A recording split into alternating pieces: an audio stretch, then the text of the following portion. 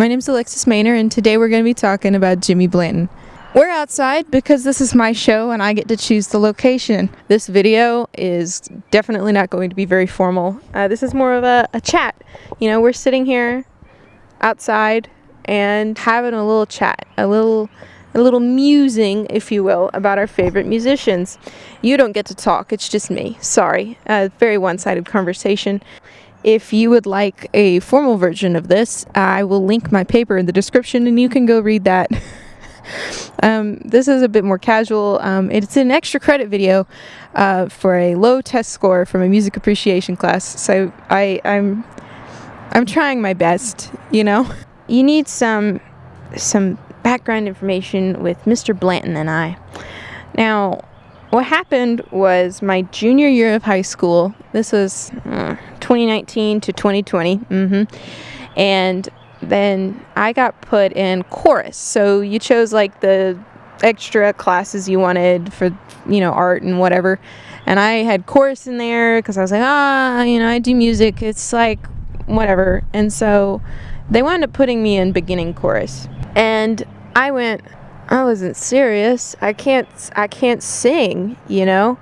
So I was like, okay, I need a different class. And it's just so happened that there happened to be a band class during that period of the day. And I was like, awesome, fantastic, sign me up. I don't care what it is. I'll take whatever.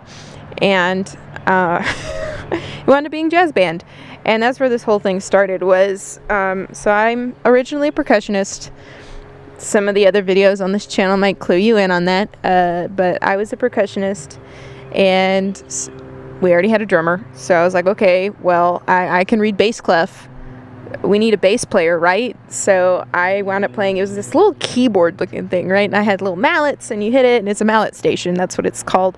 And you hit it, and it makes like the bass noise. Okay, cool. I hated picking it up. I had to pick it up, and I had to lug it around. It was so heavy. It was ridiculously heavy, and I didn't want to play it anymore. And I was like, I can't just leave this class, so I got to figure out something to do. And we had an upright bass, double bass, whatever you'd like to call it, in the band room, in the instrument part of the band room where the storage is. And I was like, hey, to our band director, I went, hey, how hard would it be to learn how to play that? And he went, well, I know you have violin experience. Well, probably not that hard. And I was like, great, fantastic, sign me up. I would rather learn a new instrument than continue to do the mallet station. And so that is exactly what I did. But bringing my point around to what this whole story was about, during this jazz band class, we had to do presentations about a player that played our instruments. You know, not particularly difficult, but I was like, oh man, I have to pick a bass player. So I wound up, I'm not sure how I found the article exactly, but I looked up like famous bass players, and then I somehow wound up in Duke Ellington, and I was like, who played the bass for Duke Ellington? And the answer is that several people have. But somehow I found Jimmie Blanton. And now Mr. Jimmie Blanton, he's a very interesting guy. And I was like, oh man, he played violin before he played the double bass, just like me. He's just like me. Except he died of tuberculosis, but it's okay. So let's talk about Jimmie Blanton. He was pretty cool guy, I would say. He did not live very long, which is really unfortunate. He died very young. Not from drugs, though. So different from some other jazz musicians that we know of. A lot of people misspelled his name. So his name is actually James Blanton, but everybody called him Jimmy. And most official Duke Ellington records spell it Jimmy. But if you look at his actual signature, there's like 8 of his signatures around where he did autographs. They're spelled Jimmie. So that is how I will be spelling it, because that's how he spelled it, and I want to respect that, you know. So who was Jimmie Blanton?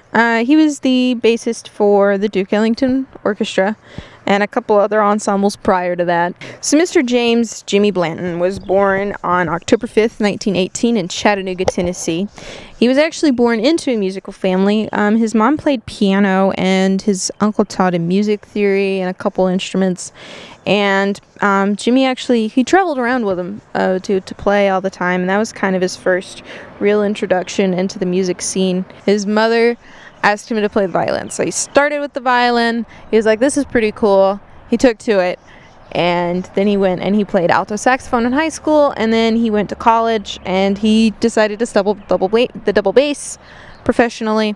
Now at the time it was Tennessee State College, now it's Tennessee State University. And Mr. Blanton wasn't at school. He was playing in local bands, and then he wound up during the summer he would go and play with the Cotton Pickers on riverboats, and that was Fate Marable's band. Fate Marable would help people become better musicians by teaching them to sight read, how to read sheet music, all that good stuff. So Jimmie Blanton would actually go to college for 3 years before dropping out, and he went to go play with the Jeter Peeler's Orchestra up in the Club Plantation in St. Louis, Missouri, as their full-time bassist. When he wasn't playing with them, he would actually go to like jam sessions, and if you don't know what that is, it's like a bunch of jazz musicians get together. It's not really a circle, but everybody just kind of adds in. Google would do a better job explaining it. So during the Jeter Peeler's Orchestra time, Jimmie Blanton would actually start applying more of the skills that he learned in college with playing the classical double bass and bringing in his violin knowledge and just kind of combining it all into one tasty solo piece, And so that's really where it all started to really develop, is during this time. Now, there are several different accounts, actually, of how Duke Ellington and Jimmie Blanton met. But the one that most people go with is actually from Miles Davis. And according to Miles Davis, he was playing with the Blue Devils at the time, and he said that Jimmie Blanton came in one evening and Duke Ellington was there, and Duke Ellington was super impressed by how Jimmie Blanton played, and he was like, hey, I'm offering you a contract. And Jimmie Blanton was like, oh boy, sign me up. Jimmie Blanton joins the Duke Ellington Orchestra. So what's interesting to note is that during the Jeter Peeler's Orchestra era, Jimmie Blanton was playing on a 3-string bass, not a 4-string bass. Jimmie Blanton joins the Duke Ellington Orchestra. Cool. He needs a 4-string bass. Cool. He doesn't have one. Gene Porter's like, I'll sponsor you on that. Now he has a bass. Awesome. So they go in, and he actually shared bass duties with what was at the time in 1939, the bassist was Billy Taylor. Billy Taylor would wind up leaving after Jimmie Blanton came in for different reasons, not necessarily due to Jimmie Blanton. They didn't have like a rivalry or something. They just, as Jimmie Blanton's career in the orchestra progressed, Duke Ellington actually started to write pieces that really displayed Jimmie Blanton's playing style. Ben Webster, the previous kind of on and off tenor saxophonist, he came in and he turned in full time for the Duke Ellington Orchestra, and very, very briefly it was titled the Blanton Webster Band. And if you look up on Amazon Jimmie Blanton, there's going to be the Blanton recordings, the Blanton era. It's very similarly titled. So Webster rejoins the band, right? And so Duke Ellington is like, oh, we got something good. We got something good going here. And so he puts the saxophones and Jimmie Blanton right up at the front of the stage. So they're right up front where everybody can see them, People loved it. They went nuts. They went cuckoo for Cocoa Puffs, if you will. Duke Ellington actually started doing duets with Jimmie Blanton. And there's a quote, I cannot attribute it to anywhere because I cannot remember off the top of my head, but there was a quote from one of the magazines I was reading. I was like, Jimmie Blanton, they're referring to Jimmie Blanton, plays more notes in a solo than a saxophone does, or any of the other horn players. So from 1940 to 1941, Jimmie Blanton appeared in 53 recorded pieces of music. All good things can't last. So he got diagnosed with tuberculosis. Very unfortunate and very rampant at the time. He would continue to play until the autumn of 1941, where he couldn't play anymore. So he got admitted into a sanitarium in California. He stayed in the sanitarium. He would die at the age of 23 on July 30th, 1942 in Duarte, California. And that was it. He was a rising star in the jazz community. Like Downbeat Magazine and a bunch of other jazz they were raving. Newspapers, critics, they were like, oh, this dude is really good. He's really cool. You know, he's creative in what he does. He's bringing a new flavor of double bass playing into the jazz world. This is awesome. And then he died, and then like right after that, World War II kicked off. So obviously jazz was not the top priority at the time. So prior to Jimmie Blanton's time period, the bass was actually only used indoors when there were other string instruments, like guitars, violins, that kind of thing. If they weren't indoors, they were usually playing a tuba outdoors. Most bass players would play both. The way he played created such a resonance that was really impressive for the time period, because you couldn't actually mic a double bass. And by mic, I'm really meaning like plug it into a speaker, like a guitar, put it in an amp, that kind of thing. That wasn't actually invented until late 1940s, even then it was still pretty not as extensive as what we have now. From photos of the time of their setup, it looks like he would walk up to a microphone when he had his solo, he would play, and then he'd step back. So you have the way he played it, okay? So he had an anchored style, which meant that instead of going from the right, like pew, pew, pew, to pluck the strings, that's not the actual hand technique, but he would kind of face it parallel. So you have the fingerboard, right? You have the fingerboard, and you've got your hand, and you're just do, do, do, do.